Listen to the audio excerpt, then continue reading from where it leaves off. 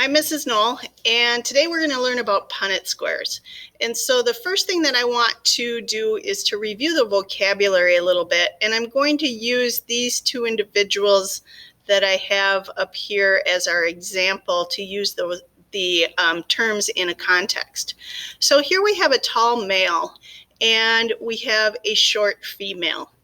And when we go through and look at our vocabulary, this tall male has two alleles for the dominant tall trait. So he is homozygous dominant.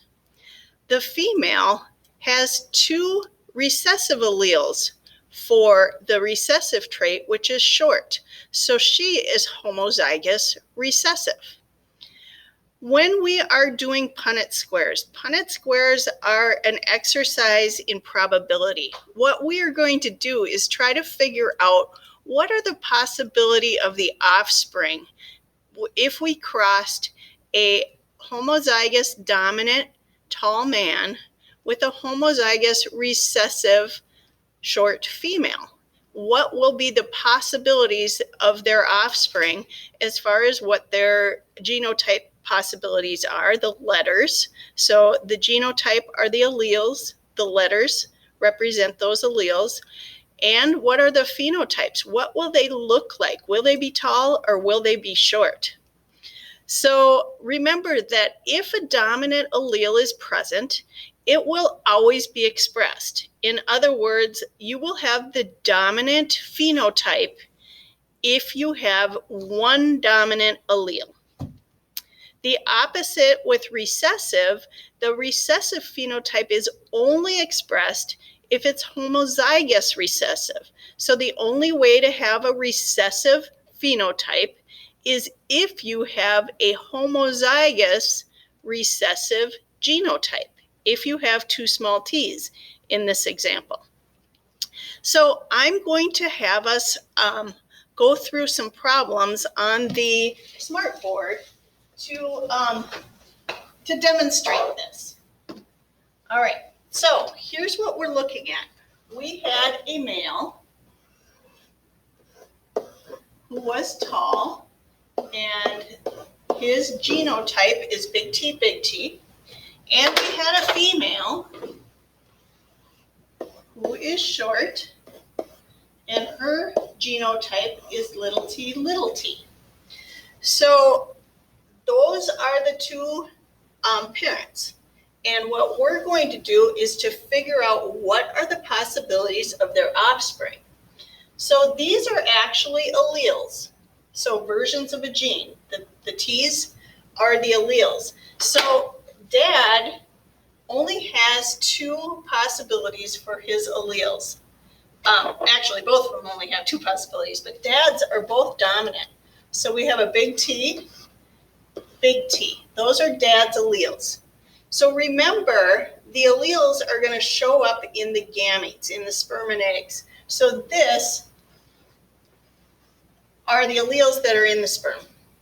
Okay? So then we are going to look at what mom's possibilities for eggs are. So this is an egg. There's the egg. And for the tallness trait, she can either give up one of her alleles, which is the short trait, or the other one, which is the short trait. So in this case, because both of them are homozygous, we only have those two choices. So the way we figure out the possibility of the offspring is we bring the T down from here. So big T coming from here. And then we bring the little t over from here. So this one goes this way, and this one goes this way. Okay? So that's the possibility, one possibility for the offspring. Then we'll look at this one. So this big T comes down, and this small t comes over. So that's our possibility for the second one.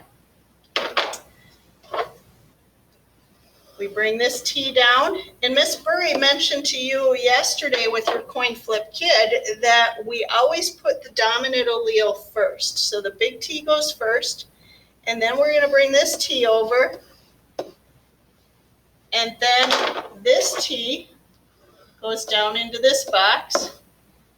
And this T goes over to here.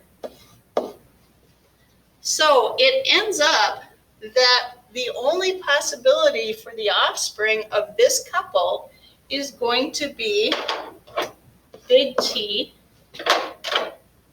little t. So that offspring is going to be tall, heterozygous.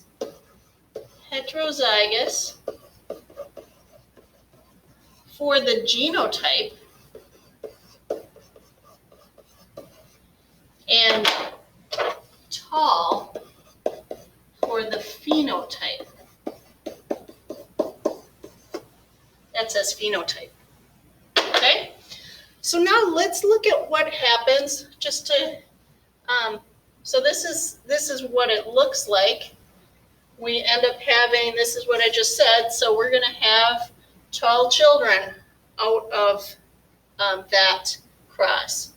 Now let's say we have two different parents and the parents are heterozygous, or let's see, I'm sorry, one of the parents is heterozygous, big T, little t. I'm going to quit using the colors just because it takes me a while to switch. And the other parent is homozygous recessive for short. So when we look at their phenotypes for those parents, this one, this big T, little t, that phenotype equals tall.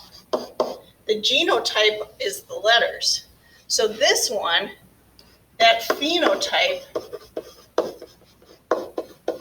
is short. Okay, so we're going to cross these two, and what happens? We take the big T down here and the little t over there.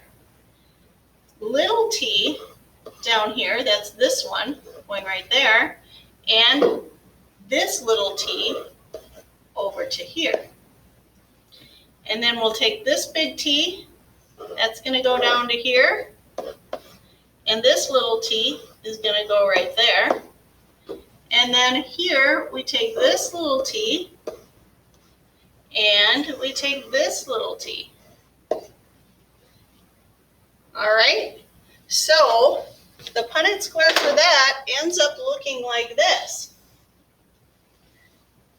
So we end up having probability here that if this couple had 4 children, this T fell out of here.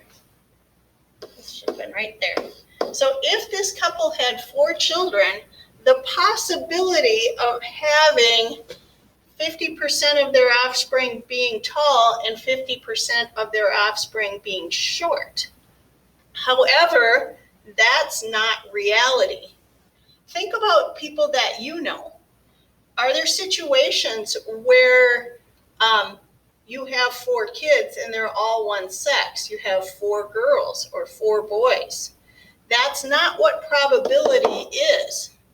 That is just the likelihood, not the actual facts. So this is your introduction to Punnett squares. And we'll continue and look at more genetic problems and use Punnett squares during those in our next lessons.